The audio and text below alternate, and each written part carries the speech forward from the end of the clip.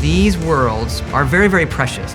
They're very hard to come by. I like that I can live in a completely different world. The series has been an amazing experience for us, and the fans have let us know it's been an amazing experience for them. I'm so glad to be back in Skyrim. The community inspires us to push ourselves even more. They're not just players, they kind of become your friends and they become a part of your life. This is their world. We created it, but it's their world and they love it. When you look at a community that is this strong, always believing in it, that's very, very special.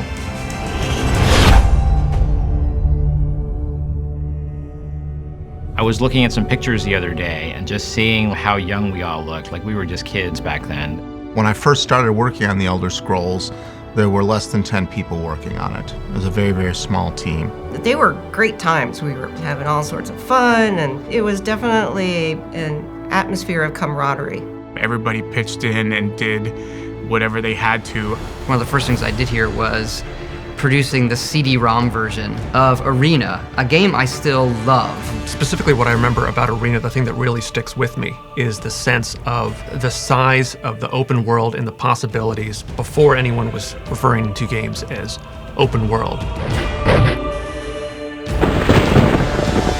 I remember walking into the city of Daggerfall and just thinking, how is this so big? I could just walk for days. I put a lot of time into Daggerfall, actually. More than I care to admit. Each game has that moment where you work and then you see it kind of pop off the screen where like, yeah, that's it. That's the magic. With Morrowind, it was getting that moment where you step off the boat.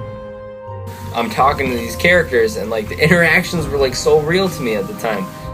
It is a unique thing in the industry to have a community that's been around for this long. It also has the effect of inspiring what's coming down the line. Things that may have been brushed aside in the dev process that are now going to be put into a game that otherwise wouldn't have been taken into consideration if it wasn't for the community. On Oblivion, as it started to come together, I think we all had a sense visually we're going to knock it out of the park with this. The first time we got the forests generating and running, this felt like something you hadn't been in. I was so anxious and so happy and so excited to be playing this game. I hadn't felt that in such a long time. The community and the people who play this game are 100% of the reason you do everything that you do for a game. If that's not who you're doing it for, I don't even know why you're bothered making it. Every single game, we basically throw out everything we did in the past and say, all right, it's got to be better in every way this time. How are we going to do that? We approach it as its own thing. We absolutely listen to the fans. We read everything. We're going to focus on what we want this game to be and what it does well. In Skyrim, we pushed the needle over on the dragons, where they were beasts in the world. Someone had put them in the game, and then we were just testing something else, and this dragon randomly arrived and created this magical moment of havoc. So, okay, this is going to be something special. QuakeCon 2011, about 3,000 people got in to see Todd demo Skyrim. He was just sitting there with his Xbox controller.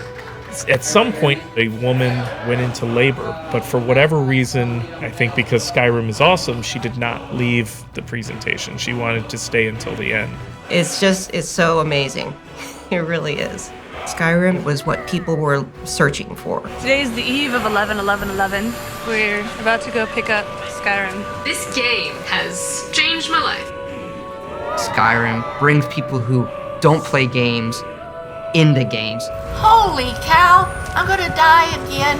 Skyrim grandma is, I get tongue-tied, her name is Shirley Curry. She's been playing Skyrim for a number of years now.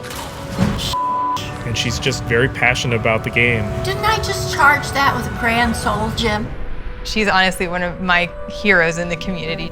These are people that are playing the game as obsessively as you were making it. We didn't know Fusroda was going to be a meme. Fusroda! I didn't catch that. Fusroda! They're an expression of the community's joy or whatever other emotional reaction they might have to the game. And every time we see one, we go, yeah, yep, that's right. Sweet rolls have been in every game, but we don't know that people are going to latch onto that and want to make them in real life. They are the passionate community that keeps us going. I used to be an adventurer like you, and I took an arrow in the knee. Can we go back a sec? What did you say? I used to be an adventurer like you, but then I took an arrow to the knee. Yeah, I thought that's what you said.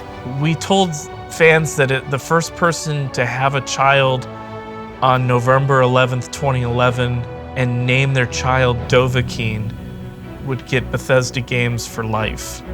And there is a child that was born that day that they named Dovahkiin.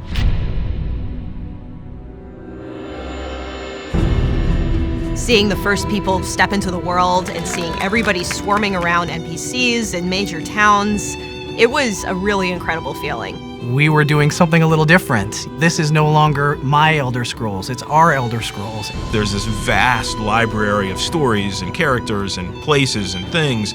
That relationship between us and BGS being so strong allowed the whole thing to happen. No, oh, tears. There's no way he can get past the Daedra. I like to think of the game as we built the house, but the community really makes it a home. Some players have even met their significant others and gotten married. After meeting somebody in ESO, they get married in real life. The Elder Scrolls Online community has definitely become a family. They even use the hashtag ESOFam kind of lovingly. Casual Ranger runs a guild that really is into helping new players. He would go to players who were kind of by themselves and say, hey, come sit with me, come sit with us. Last year, Casual Ranger, he was expecting his 4th child and his computer died. So the community very quietly raised enough money to surprise him with a brand new computer. You guys seriously have blown me away with your generosity. I've had people message me on the side sometimes just with, want you to know that your game kind of saved my life. Knowing that we've had an impact on somebody's life like that, it really means a lot. We get letters from people that are like, you know, it got me through a tough time in my life. I was able to play with my dad or whatever. Like, it can mean surprisingly quite a bit to people. They can live in this other world that allows them to be strong or explore or get out of your own head for a little bit.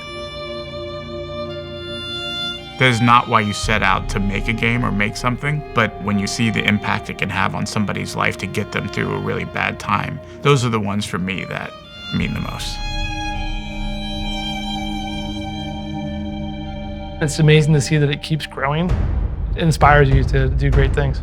The Elder Scrolls is really rich and has been able to go beyond being single-player RPGs to a card game that has, been lauded for being unique and different. And then being able to see it expand from just a PC game to PC and console to now it's on mobile with Blades coming up. I mean, there's some really cool things in the works. It looks and feels like Elder Scrolls, but it's made for your phone. It sort of harkens back to Arena and sort of the classic dungeon crawling experience. That's the most fun part, which is being able to figure out what the community wants and then giving them more of that. We're building the technology now that is going to fuel our future games. We're using photogrammetry to scan in all these real-world assets and push our future tech for games to levels we have not done before. With the encouragement of the fans, we're even immortalizing Skyrim Grandma using that technology. This means a lot to me because I would be extremely happy to know that somebody else was playing with my character in a future Elder Scrolls game. Watching the fan reaction videos for Test 6 and seeing people get emotional about it, it's a pretty incredible feeling. It's sort of an obsession to make the perfect Elder Scrolls game, so I don't think that's ever going to go away. I imagine my grandkids will be playing new Elder Scrolls games. I imagine their grandkids will be playing new Elder Scrolls games, and that they will be new and fresh and exciting. I am confident that at a 50-year mark, there will be people that care about it, and that says a lot for the series. Our fans are the biggest, most important aspect of our games. They're a family in a way, and this becomes the Bethesda family, and I'm just proud to be a part of it. It's all about the community playing together and being together. I think when we look back, it speaks to us always believing in it, the fans believing in it, and our shared history. It wasn't this thing that just magically appeared. It was a very long, steady road, and we hope to walk that road for a very long time.